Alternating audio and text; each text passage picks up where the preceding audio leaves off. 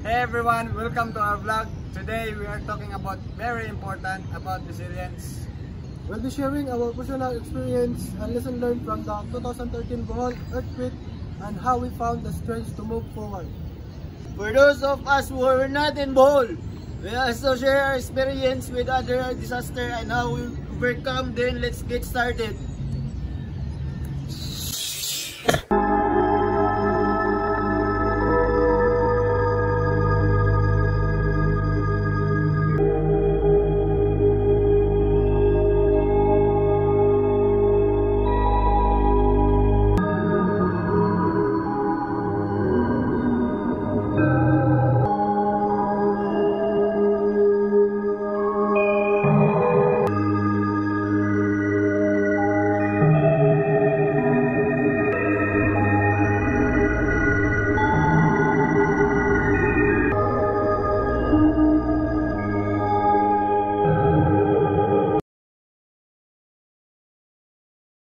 When the earthquake hit, I was at school, everything shook so hard and I was terrified afterward. It was difficult to process what happened.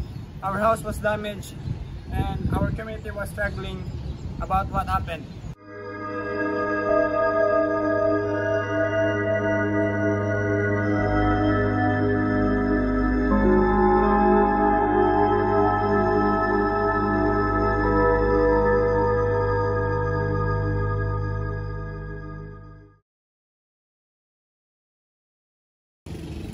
My biggest challenge was dealing with the fear that it could happen again.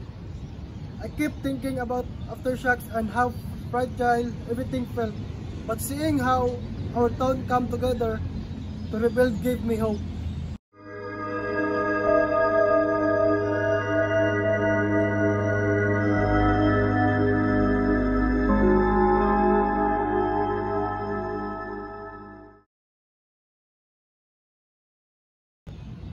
My family lost, but our neighbors helped us get through it. We shared food, water, and stories of survival. That sense of unity kept me strong. Looking back, we all had different challenges, but one thing is clear: resilience is about not giving up. Whether it was learning on our families, our communities, or just finding inner strength, we all found ways to move forward.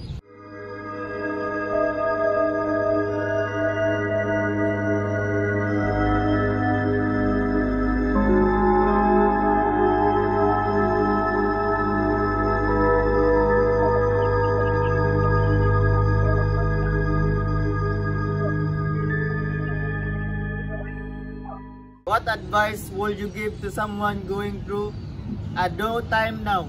Stay connected. Having people around you make a big difference. It's one step at a time. Healing doesn't happen overnight, and that's okay. And always look for hope, even in small things.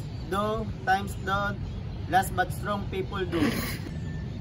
Resilience isn't about never struggling. It is about finding ways to rise again. No matter what challenge you face, remember you are not alone. Support each other, stay strong, and keep moving forward.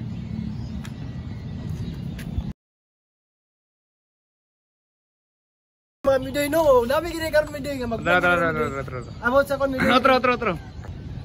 Hey everyone, welcome to our vlog. Today we are talking about very important resilience. We'll be sharing our personal experience and lesson learned from the 2000 Bohol. My family lost. My biggest challenge was dealing with the fear that it could happen again.